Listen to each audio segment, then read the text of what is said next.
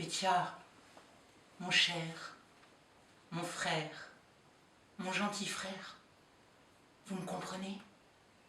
Soudain, Moscou disparaîtrait avec ses cinémas, ses omnibus, ses hôtels, ses équipages, ses jeudis, ses samedis, toutes ses vanités, et à sa place, le Caucase.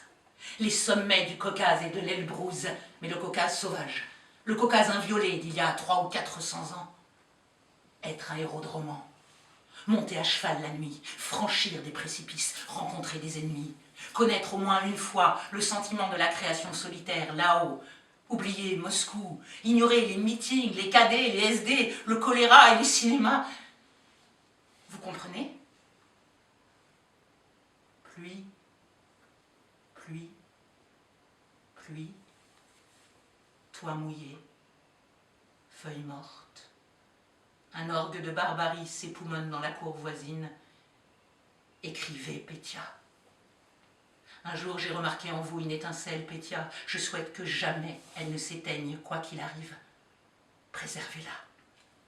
Même à Orlovka, on peut vivre le cœur palpitant. Même à Paris, on peut vivre sans aucune émotion. Tout dépend de nous. Vous comprenez ce que je dis? La nature et les livres, rien ne les surpasse en élévation, ni en éclat. Musique, musée, livres, rose soirée, matin rose, vin, cavalcades effrénées, j'ai absolument besoin de tout cela. Car je ne vis que lorsque je ressens en moi le frémissement d'une émotion forte. Tout le reste est illusion. Je ne crains pas la vulgarité, car je sais en être totalement dépourvu. Je ne crains qu'une seule chose au monde, ces moments où en moi, la vie se fige. Il y a chez moi une telle infinité de tout. Bon, j'ai beaucoup parlé, je vous serre fort la main. Le moindre passant dans la rue, je l'aborde de tout mon être. Et la rue se venge. Tous font les hypocrites. Je suis la seule à ne pas pouvoir. L'amitié est chose aussi rare que l'amour. Quant aux connaissances, je n'en ai pas besoin. Je suis absolument déclassée.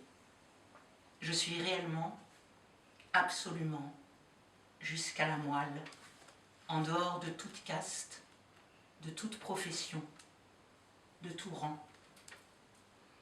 Derrière l'empereur, il y a des empereurs. Derrière le miséreux, des miséreux. Derrière moi, le vide. Jamais je n'écris. Toujours je transcris, comme sous la dictée. Je suis simplement le miroir fidèle du monde, un être impersonnel, sténographe de la vie. C'est tout ce que je veux que l'on inscrive sur mon monument, ma croix. Seulement vie, avec majuscule, impérativement. Avec une vieille robe, je suis moi, être humain, âme, inspiration. Avec une robe neuve, je suis une femme, c'est pourquoi je n'en porte pas. La littérature, non. Quel littérateur suis-je si je suis prête à donner tous les livres du monde, ceux des autres et les miens, pour une seule petite flamèche du feu de Jeanne? Pas la littérature, l'autodévoration par le feu. Les salamandres dansent, et Marina pense, comme c'est bien de vivre dans le feu. La salamandre n'est pas de feu, elle est ininflammable, quel froid dément pour vivre dans le feu. J'ai besoin de chacun, car je suis insatiable. Mais la plupart du temps, les autres n'ont pas même faim, d'où cette attention éternellement tendue. A-t-on besoin de moi? L'unique miracle de ma vie, ma rencontre avec Sergueï. Et le second, Alia. J'ai cru en Alia dès la première minute. Même avant sa naissance, je rêvais avec extravagance d'Alia. Irina, Zufallskind, enfant du hasard. Je ne sens aucun lien avec elle. Pardonne-moi, Seigneur. Je ne peux pas aimer à la fois Alia et Irina. Pour l'amour, j'ai besoin d'unicité. À qui donner la soupe de la cantine? À Alia ou à Irina? Les amis, un grand malheur m'est arrivé. Irina est morte à l'orphelinat le 16 février, il y a 4 jours, et par ma faute. J'étais si occupée par la maladie d'Alia, la malaria, des accès répétés, et j'avais si peur d'aller à l'hospice, peur de ce qui est maintenant arrivé, que je m'en étais remise au destin. Et maintenant c'est arrivé, et rien ne pourra réparer. Hélas, mesdames et messieurs, on pourrait ici en dire long. Je dirais seulement que c'est un mauvais rêve. Je pense encore que je vais me réveiller. Par moments, j'oublie tout à fait. Je me réjouis qu'Alia ait moins de fièvre du temps qu'il fait. Et brusquement, mon Dieu Seigneur, je n'y crois tout simplement pas encore. Je vis la gorge serrée au bord du précipice. Je comprends maintenant beaucoup de choses. Tout est la faute de mon aventurisme, de la légèreté avec laquelle j'envisage les difficultés, enfin de ma santé, de ma monstrueuse endurance. Lorsque pour soi c'est facile, on ne voit pas les difficultés de l'autre. Et pour finir, j'étais tellement abandonnée. Tout le monde a quelqu'un. Un mari, un père, un frère. Moi, je n'avais qu'Alia. Et Alia était malade. Et j'étais tout emportée par sa maladie. Et voilà que Dieu a puni. Personne ne sait. Oh, mesdames et messieurs, dites-moi quelque chose. Expliquez-moi. D'autres femmes oublient leurs enfants pour des balles, de l'amour, des parures, pour la fête de la vie. Moi, ma fête de la vie, c'est la poésie. Mais je n'ai pas oublié Irina pour la poésie. Je suis restée 2 mois sans rien écrire. Et le plus horrible pour moi, c'est que je ne l'ai pas oubliée, que je ne l'oubliais pas. Je me tourmentais sans cesse et demandais à Alia, « Alia, qu'est-ce que tu penses ?» Et j'étais tout le temps sur le point d'aller la chercher. Et je pensais toujours, bon, dès qu'Alia sera rétablie, je m'occuperai d'Irina. Maintenant, il est trop tard. Irina, comment est-elle morte? Que ressentait-elle? Est-ce qu'elle se balançait? Quelle vision lui restait en mémoire? Un fragment peut-être de la maison de la rue Boris et Gleb? Alia? Moi? Chantait-elle Aïe dou dou dou dou dou dou? Comprenait-elle quelque chose? Qu'a-t-elle dit en dernier? Et de quoi est-elle morte? Je ne saurais jamais. La mort d'Irina est horrible en ce qu'elle aurait si facilement pu ne pas être. Le médecin aurait diagnostiqué la malaria d'Alia. J'aurais eu un tout petit peu plus d'argent. Irina ne serait pas morte. La mort d'Irina est pour moi aussi irréelle que sa vie. J'ignore sa maladie. Je ne l'ai pas vue malade. Je n'ai pas assisté à sa mort. Je ne l'ai pas vue morte. Je ne sais pas où est sa tombe. Monstrueux? Oui, vu de l'extérieur. Mais Dieu qui voit mon cœur sait que si je ne suis pas allée lui dire adieu, ce n'est pas par indifférence, mais parce que je ne pouvais pas. Je n'allais pas la voir vivante. Irina, si le ciel existe, tu es au ciel. Comprends et pardonne-moi, moi qui ai été pour toi une mauvaise mère qui n'a pas su surmonter son aversion envers ta sombre et incompréhensible nature. Pourquoi es-tu venue sur terre? Connaître la faim, chanter aïe doudou, marcher sur le lit, secouer les barreaux, te balancer, essuyer des rebuffades. Étrange, incompréhensible, mystérieuse créature étrangère à tous, n'aimant personne, avec des yeux si magnifiques, et une robe rose si horrible. Avec quel vêtement l'a-t-on enterrée? Et sa petite pelisse qui est restée là-bas?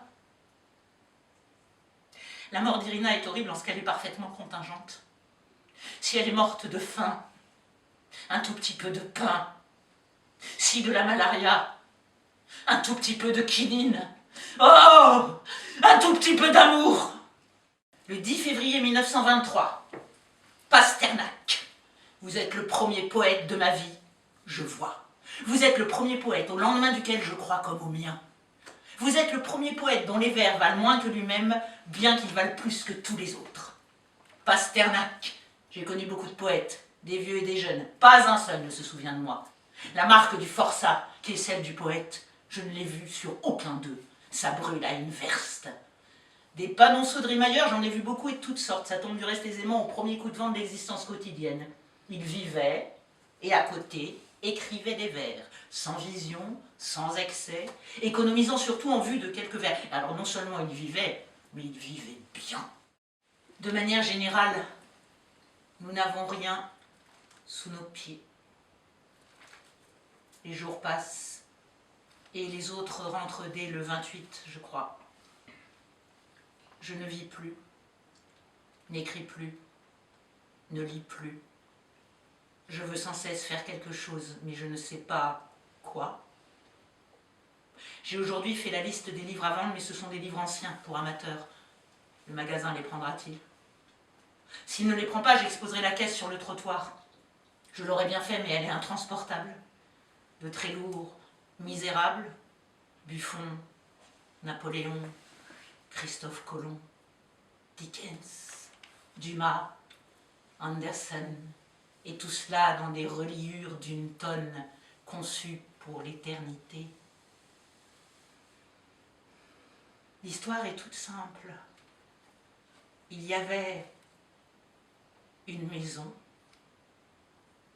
il y avait une vie, il y avait un grand couloir à soi où l'on pouvait mettre tout. Et maintenant, il n'y a rien et tout se révèle de trop. Voilà. J'ai arrêté de faire le ménage dans notre pièce et lave à peine la vaisselle. Tout et tout ici-bas me donne envie de vomir.